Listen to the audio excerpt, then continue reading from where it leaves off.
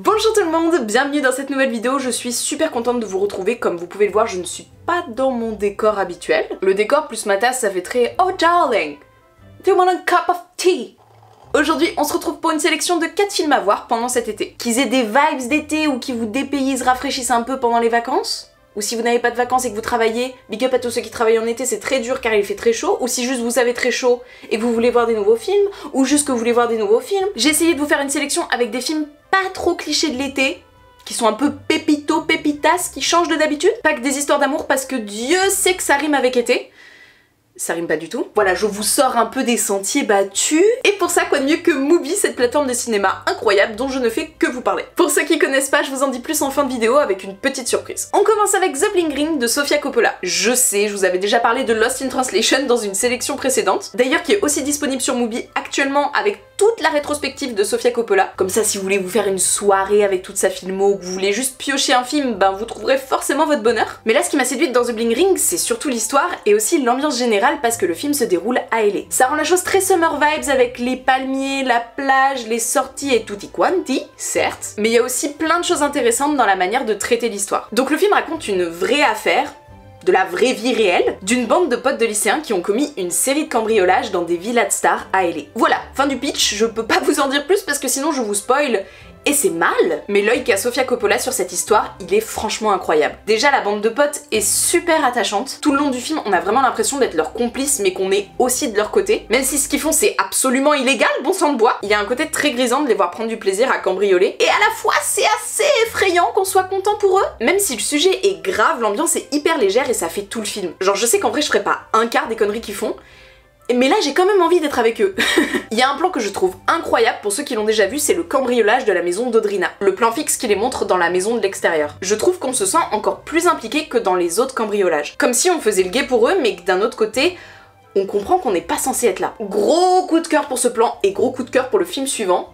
Je suis une professionnelle des transitions. Qu'est-ce que vous allez faire? Shiva Baby de Emma Seligman. Énorme coup de cœur pour ce film qui est vraiment drôle au vu du sujet. L'histoire c'est celle de Daniel qui se retrouve à une Shiva, donc à des funérailles juives, et qui à cette occasion va croiser son ex-copine et son actuel sugar daddy entouré de toute sa famille. Un maximum d'ambiance. Premier long métrage de Emma Seligman, une réalisatrice très talentueuse, enfin en tout cas c'est très prometteur pour la suite. C'est une comédie cynique déjà très bien écrite et très drôle, ce qui est un bon point, mais qui utilise aussi des techniques visuelles de l'horreur, et ça c'est pas mal rare ma petite dame. Ce qui à mon goût est parfait, surtout que la BO accentue énormément ce côté horrifique et parfois oppressant à certains moments. Ça apporte encore plus de décalage dans certaines situations et ça a provoqué l'hilarité en ma personne. Le rôle de la mère de Daniel est à hurler de rire. Les nouveaux enjeux sont toujours super bien amenés, super bien ficelés, sans pour autant que ça soit hyper obvious. Grosse découverte, franchement je suis trop contente. On passe maintenant au troisième film qui est beaucoup plus dans le mood du décor, avec Four Roads de Alice Rohrwacher, qui est un court-métrage documentaire pour vous changer un petit peu de la fiction, où elle part à la rencontre de ses voisins de village pendant le Covid, où elle filme des petits bouts de leur vie avec son 16 mm. C'est super doux, on est à la campagne sous le soleil italien et c'est vraiment un concentré de vie en 8 minutes. 8 minutes où franchement j'ai eu l'impression d'être en vacances dans de la verdure. Et d'ailleurs il y a toute une sélection de courts-métrages sur Mubi qui sont hyper chouettes si vous voulez un petit bonbon de cinéma. C'est très simple mais c'est très touchant. On sent la démarche de vouloir créer le lien avec les gens du village par le film et je trouve ça toujours aussi beau de voir que le cinéma est capable de faire ça. Elle avait scénarisé un autre film que j'avais découvert sur Mubi il y a longtemps, Les Merveilles, et qui est plus dispo malheureusement sur la plateforme à l'heure actuelle, mais qui est dans la même veine. Et justement en parlant de veine, donc de sang, donc de lien du sang, cette transition est royale. On passe sur une histoire de famille avec Dead Pics de Cathy Yan. Alors là, je pense que vous allez dire que je triche, et vous auriez un peu raison. L'histoire de Dead Pics, elle est hyper dure à raconter sans vous spoiler. Je vous jure. En gros, c'est le destin de 4 personnages principaux. Un éleveur de porc pas hyper malin, une propriétaire d'un salon de coiffure hyper caractériel, je l'adore, un serveur plutôt fleur bleue et d'un architecte expatrié en Chine, qui sont tous reliés autour d'une même affaire de porc qui flotte dans une rivière à cause de la modernisation de Shanghai. Là comme ça je pense pas que je vous vends du rêve,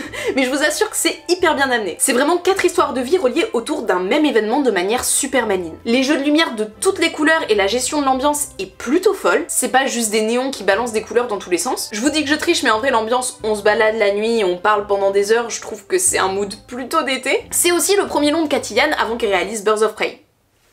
Si jamais. Et encore une fois, c'est un film sur lequel je serais jamais tombée si je traînais pas sur Mubi. Et oui, cette vidéo est sponsorisée par Mubi, cette plateforme de cinéma que j'apprécie très fortement. Ils ont un catalogue permanent où vous pouvez retrouver des gros classiques du cinéma de plein de genres et de plein d'époques. Ça va vraiment de Fight Club aux petits films thaïlandais que vous auriez jamais découvert sans ça. Donc autant vous dire que ça ratisse très large sans pour autant perdre en qualité. Le principe, c'est d'avoir une sélection avec moins de films que sur une plateforme de streaming classique, faite avec soin par des humains qui cherchent à booster votre curiosité cinématographique. Et ils se renouvellent hyper régulièrement. En plus de leur bibliothèque de films, ils proposent une sélection avec un film par jour. Alors bien sûr, ça va pas forcément te plaire tous les jours. Personnellement, il y a des films du jour qui parfois m'intéressent juste pas. Du coup, je vais dans les sélections. Ils en font même sur des films de réalisateurs-réalisatrices comme celle de Coppola. Si tu sais pas par quoi commencer, ça c'est vraiment pratique. Les playlists sont vraiment hyper complètes, il y en a vraiment pour tous les goûts. Il y a vraiment cette idée de se perdre, de prendre du temps pour du cinéma, de s'évader, tout en découvrant des pépites, et je trouve ça hyper cool. Et même si vous cherchez un film et qu'il est plus dispo sur la plateforme, et ben vous trouverez une autre pépite grâce à leur système de suggestion qui est franchement hyper bien fait. Vous les voyez de plus en plus souvent sur la chaîne, ça me fait hyper plaisir de travailler avec eux, et surtout de pouvoir vous proposer un mois gratuit au lieu de 7 jours en passant par le lien dans la description. Et pour cet été, on vous fait gagner 3 abonnements annuels en story sur mon Instagram.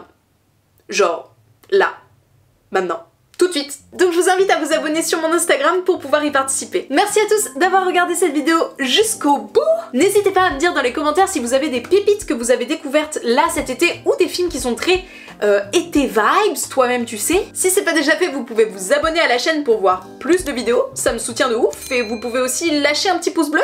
Ça fait plaisir. Vous pouvez aussi partager la vidéo sur les réseaux et me taguer @ClaraRunaway que je vous vois un peu. J'espère que vous profitez bien de l'été, que ce soit en vacances ou peut-être pas nécessairement en vacances. Force à tous ceux qui travaillent. Je suis de votre team. Prenez soin de vous, regardez des films, des séries, amusez-vous, profitez bien. Et moi je vous dis à bientôt pour une nouvelle vidéo. Salut!